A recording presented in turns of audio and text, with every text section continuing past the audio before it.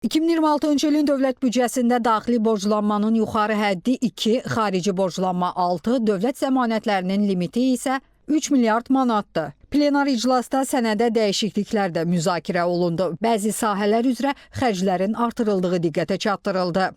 Müdafiə və milli təhlükəsizlik, hüquq mühafizə xərcləri üzrə bəzi maddələrin əlavə olaraq 47,8 milyon manat artırılması təklif olunur.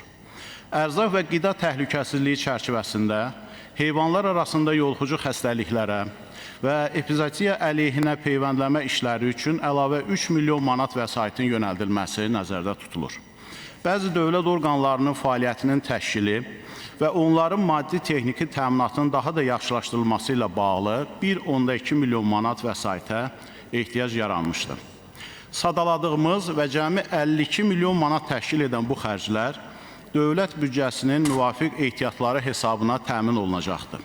Əlavə xərclər dövlət büdcəsinin ehtiyatları hesabına qarşılanacaq. Dəyişikliklər büdcənin ümumi parametrlərinə təsir etməyəcək. İclasda işsizlikdən sığorta və Dövlət Sosial Müdafiə Fondunun 2026-cı il büdcəsi haqqında qanun layihələri də 3-cü oxunuşda təsdiqləndi. Sənədə əsasən fondun büdcə xərcləri 8 milyard 483,1 milyon manat proqnozlaşdırılıb. Dövlət xərclərinin prioritet istiqamətlərini isə Baş nazir Əli Əsədov açıqladı.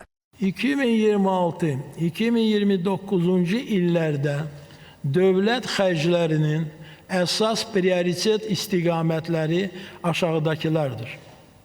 Dayanıqlı iqtisadi artımın dəstəklənməsi, işğaldan azad olunmuş ərazilərdə yenidən qurma, bərpa və məskunlaşdırma tədbirlərinin davam etdirilməsi, müdafiə və milli təhlükəsizlik tədbirlərinin gücləndirilməsi, sosial müdafiə və sosial təminat istiqamətində tədbirlərin davamlı icrası, təhsilin və innovativ inkişafın dəstəklənməsi, səhiyyə sisteminin müasirləşdirilməsi və tibbi xidmətlərin keyfiyyətinin yüksəldilməsi, təmiz ətraf mühit və yaşıl artımın təmin olunması.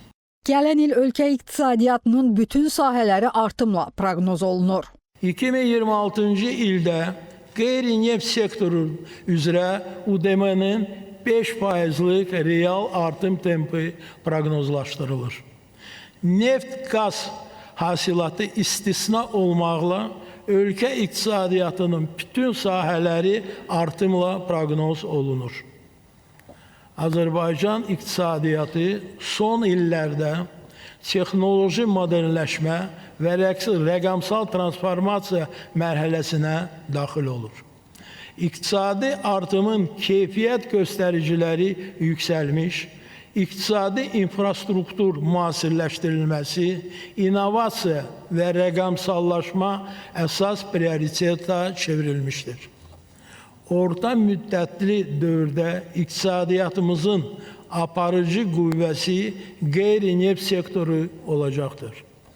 Əgər strategiyanın başlanğıc dövründə 2022-ci ildə ümumi daxili məhsulun həcminin cəmi 52% qeyri-neft sektoruna təşkil edirdisə, 2025-ci ildə bu 72%'dir, 2029-cu ildə bu 80%'dan artıq olacaq. Plenar iclasda yaşayış minimumu, Azərbaycan Respublikasında 2026-cı il üçün ehtiyac meyarının həddi, daxili qoşunlar, enerji resurslarından səmərəli istifadə və enerji effektivliyi, dövlət qulluğu, hərbi xidmət keçmə, hərbi vəzifə və hərbi xidmət, yol hərəkəti haqqında qanun layihələri də 3-cü oxunuşda qəbul edildi. Günay Bünyadzadə, Mirəziz Mirəlioğlu, Aysel Abbasova, ASTV xəbər.